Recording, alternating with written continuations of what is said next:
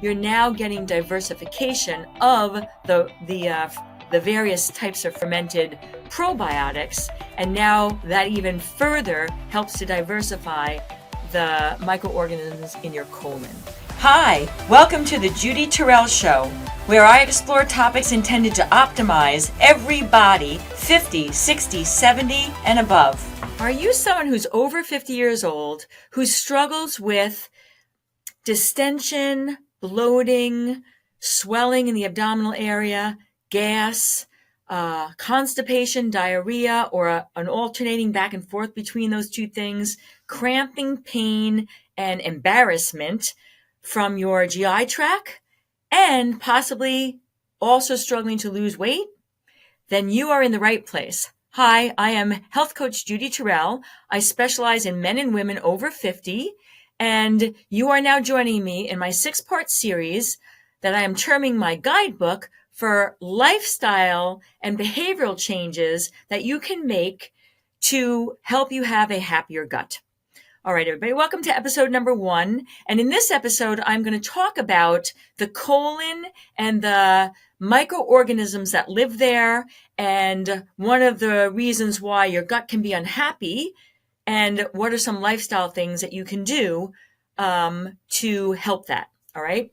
So let's talk about like I just told you what the symptoms are. An unhappy gut is oftentimes due to an imbalance of the flora, the microorganisms that live in our colon, an imbalance and or an overriding of what are called the pathological ones, or the not such great ones, and they're overriding the ones that are better for us. And it's not that we have to have all or none, like the bad ones out and just the good ones, but there's a certain balance of them that we need for our gut to be happy.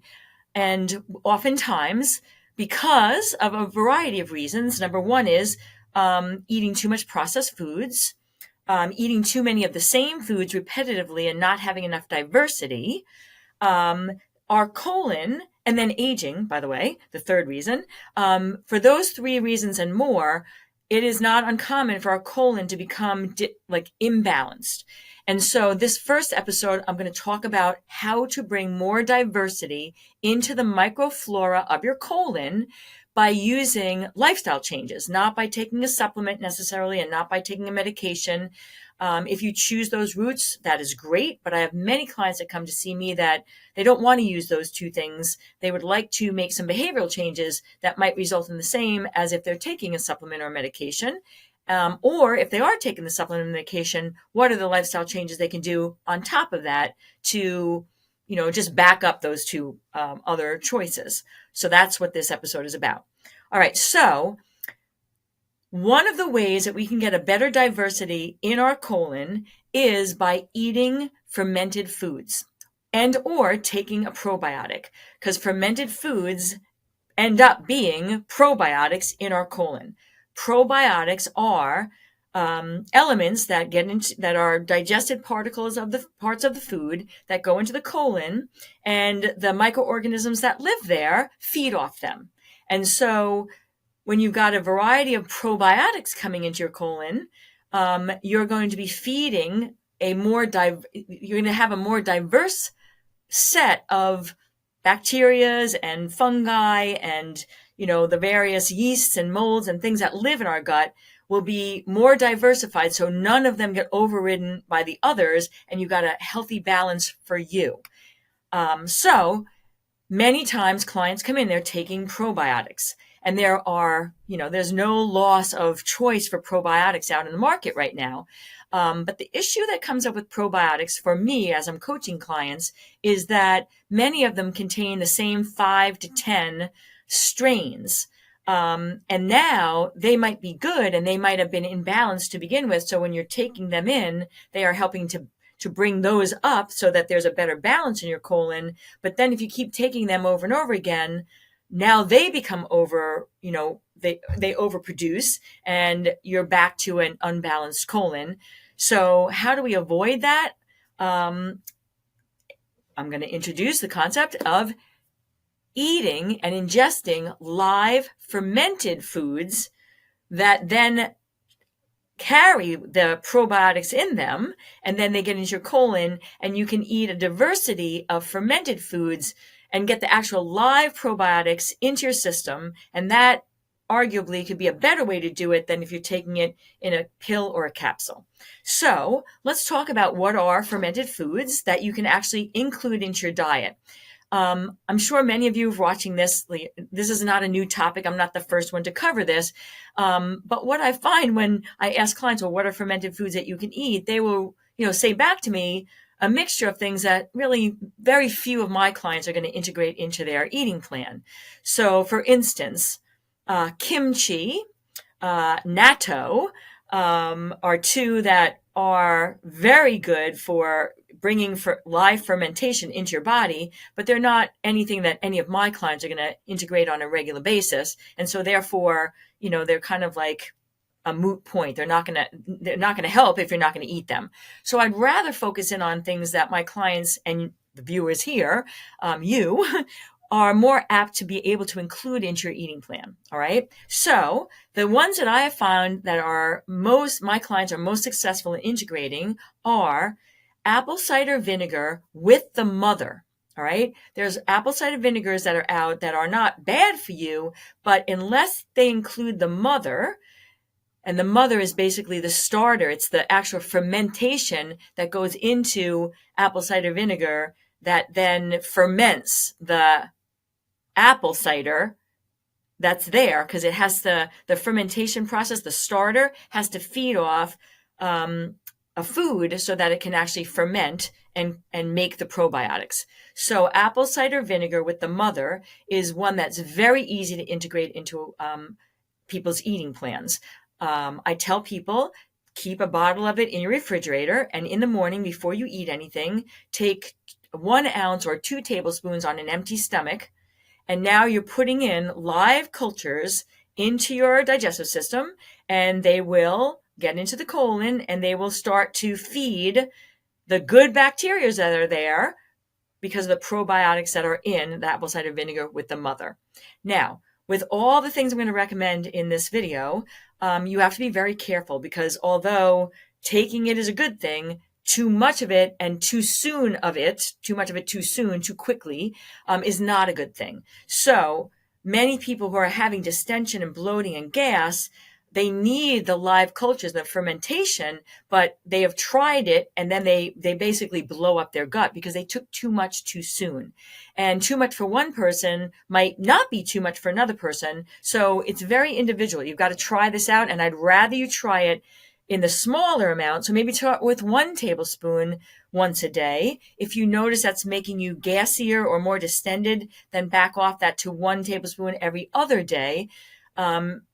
But most clients that I work with can handle 1 to 2 tablespoons. I recommend 2 tablespoons to start, which is 1 ounce in the morning on a empty stomach, and then doing that on a regular basis for 2 weeks to use that apple cider vinegar with the mother to start to re-inoculate the colon.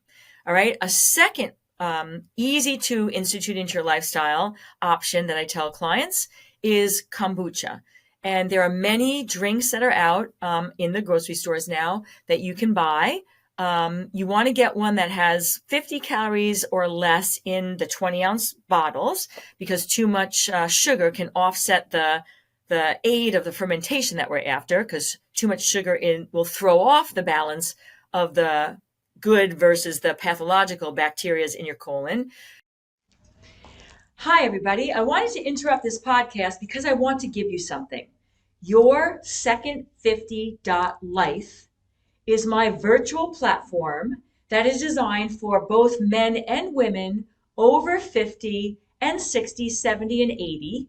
And it includes pre-recorded video information on exercise and how to do it, whether you're fit and in good health, or if you have bad knees, bad shoulders, a bad back, whatever. It includes information on how to eat for weight management and how to eat for health management. It includes information on the psychology of aging and what do we need to do in our heads, because let's face it, this aging thing is not for the faint of heart. So your Second 50.life is a virtual platform of resources that you can access at your own leisure, but it also includes 2 times a month live video coaching with me so that you can bring your own individual questions and get individual coaching, as well as have access to all the information on the pre-recorded videos. So please check it out, because we're all in this together, and we got this if we work as a team. All right, everybody, back to the show. Thanks. So just a little bit of sugar in the kombuchas, that 50 calories for the whole bottle of 20 ounces is the way to go. But you're not going to drink the whole bottle. You're going to have about 2 to 4 ounces in the morning on an empty stomach of the kombucha, not the whole bottle. That is a mistake that many people make. They'll take too much of it. They'll drink the whole bottle because it's like as if it was another drink that you would drink, like 16 ounce or 20 ounce bottle of water is commonly done. You don't want to do this with a kombucha, especially if you do have distension and bloating and gas, and we're trying to arrest that. Like, again, this would be an example of having the right thing, but too much of the right thing too soon. So with the kombucha, you're going to have 1 to 4 ounces. Experiment, start with less, and then, every other day start to add more, and then till you get to 4 ounces, and then stay with that for 2 weeks to a month. And this is another way that my clients have been successful at integrating into their daily life patterns and habits. So there's 2. A third one that many people like is miso, right? We go to Asian restaurants. We're served miso soup at the beginning of the meal. You can actually buy miso and then boil water, 8 ounces, and put a tablespoon of miso into that. This you wouldn't have first thing in the morning, but this might be part of a lunch or part of the beginning of a dinner. And now you're getting the fermentation in the miso as a third option for taking in a live fermented product that's going to help you to better balance the gut flora by bringing in probiotics that will feed the good guys and better balance the bad guys. All right. So those are 3 different live fermented products that most of my clients do not find very difficult to integrate into their daily, patterns and habit patterns. A couple others that people will do are tempeh, which is basically fermented soybean. And I do recommend for my postmenopausal females, because soybeans are also high in phytoestrogens, which can help alleviate some of the symptoms in postmenopause. Vasomotor regulation, which is basically heat regulation, which also includes hot flashes or hot spells. What else am I saying about that? So, and also like just having the phytoestrogens can help better manage vaginal dryness, skin texture, hair texture, nails. So bringing in foods that have phytoestrogens, and then a phytoestrogen high food like soybean that is now fermented, as in tempeh, kind of kills 2 birds with 1 stone for females over 50. So tempeh, you can buy it in the grocery stores. You can crumble it up and saute it in a pan, and you would use it as you would, you can put that as a basis for chili. You can use that as a protein in a stir fry mix. But now you're getting the live fermented soybean that, again, many of my clients find tasteful. You can also mix tempeh with some egg whites and scramble that up in the morning to get some fermentation in the morning, combined with another protein source, your egg whites, but a scramble, like an egg white scramble with tempeh in it. Many of my clients find very pleasant, and it's a 4th way to get in these live fermented products into our daily life patterns. Another one that people find that they can do without difficulty is kefir, which is basically a fermented, even more fermented than yogurt, more fermentation in there, and then more probiotics. And you can buy both dairy and non-dairy kefir. And this is something you could add into oatmeal to cook your oatmeal. You could use it in combination with a non-dairy or dairy milk. for cereal in the morning. So again, if you're a smoothie person, you can put that in as part of the liquid for your smoothie. But what you're doing with the kefir is you're adding this live fermented food product that is now going to help to better balance the colon flora.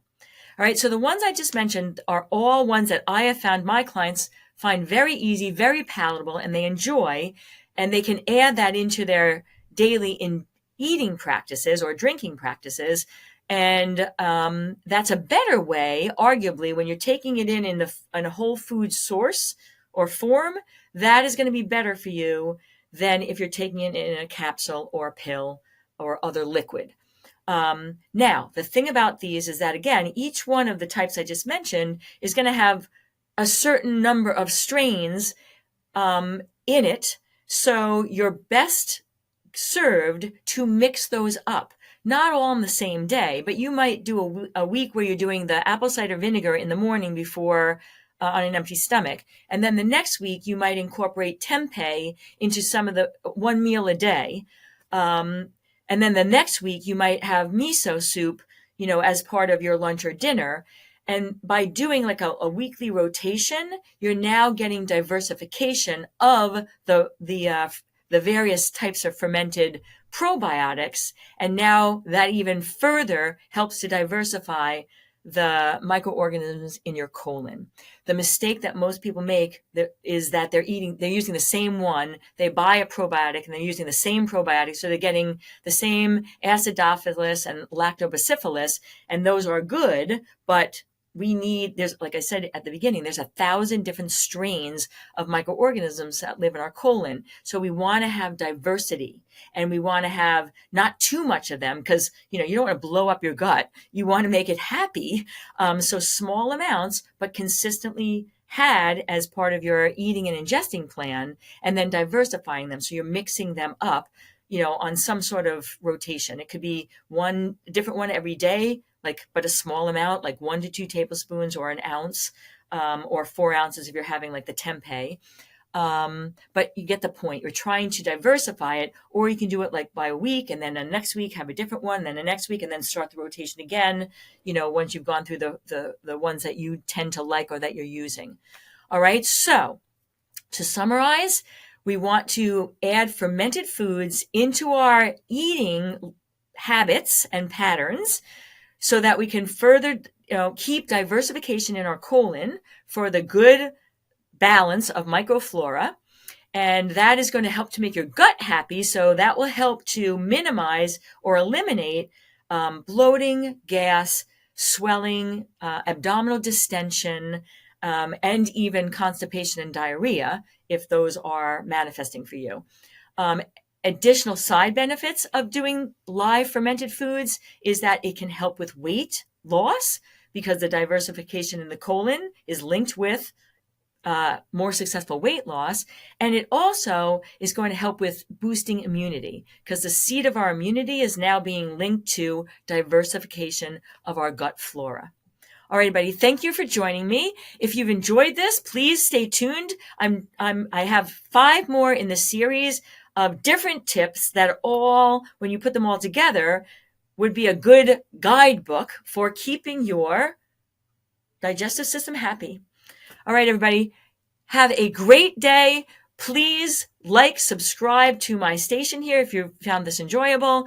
Look into my Your Second 50 platform where there's more information beyond just gut happiness for when you're over 50. And make this day count. Make your second 50 better than your first 50. And we got this aging thing. See you in the next video. And if you'd like to have access to some of my additional resources, I can be found at Facebook, Instagram, YouTube, and on my website, www.judyterrell.com.